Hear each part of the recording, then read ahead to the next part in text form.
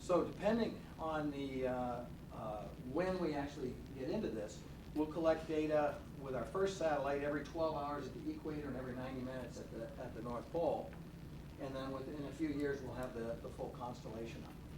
The other thing that's interesting is a bunch of the ships that we collect right here might be destined for the United States or Canada.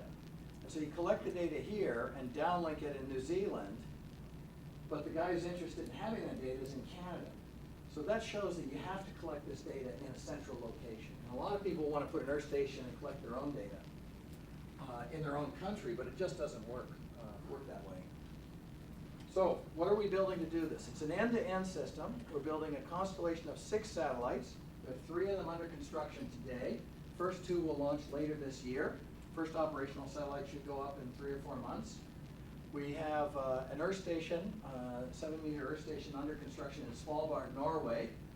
If you know where Svalbard is, it's a pretty cool place. You fly to Oslo and then fly an hour and a half north to Tromsø, change planes, and then fly another hour and a half due north to get to Svalbard. It's right near Ottawa. Sorry? Ottawa is the deep south compared to Svalbard. So that's going in, and I'm working now on putting a network of Earth stations in the southern hemisphere. We built a data center in downtown Toronto, so the presentation on cloud computing was quite interesting.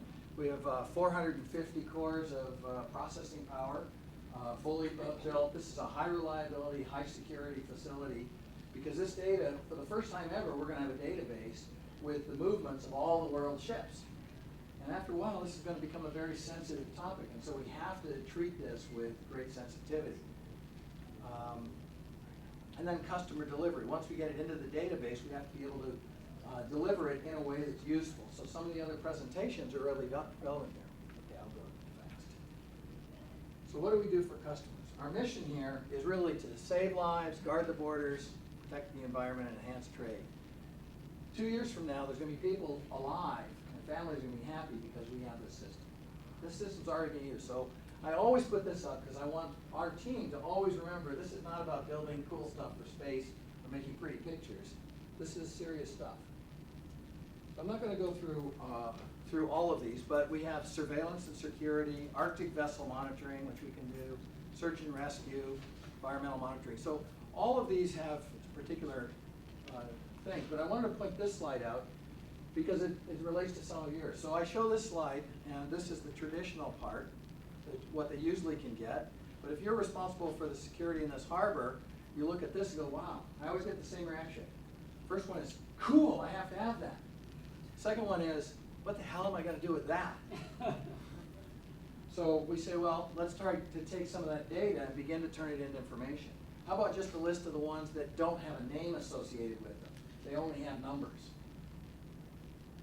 How about we do some signal processing calculations and identify the ships that are reporting a particular position, but if I calculate the Doppler and the other factors, I prove that it's actually 100 miles away from where its reported position is.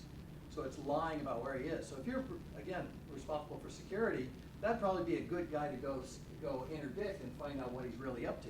Not only that, I can tell you where to send your aircraft instead of going to the wrong place.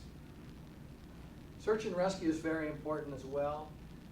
Radar images are key. This is an oil slick taken with a radar image. And so you get an oil slick out there that's 50 miles offshore. You don't know who's responsible for it. But there's a good bet that that particular ship with that particular name, that's that guy there, is probably the guy responsible. And so you can do a DNA analysis on the oil slick there and then go find that ship and prosecute him and get some money from it if you're responsible for environmental protection. So in summary, this is the exactEarth system that we termed it exactAIS. It's the only end-to-end high availability satellite AIS system. And we really are trying to do what you all have been describing, which is take data and turn it into information, which then turns it into actions. So we're really working hard to move this first step, which is collect the data and turn it into dots on a map, and then move it into information. And that's why I'm glad to be here and be part of